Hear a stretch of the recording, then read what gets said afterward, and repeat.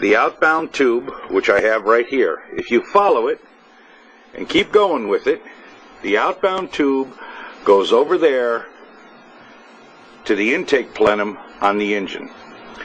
In other words, the hydrogen-oxygen mix is pulled directly from the fuel cell all the way into the engine itself and the air plenum above the intake manifold when you're idling, when you're cruising, and deaccelerating.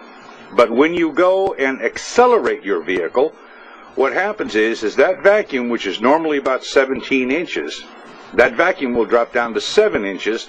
Thus, you're using more gasoline than you are hydrogen and oxygen.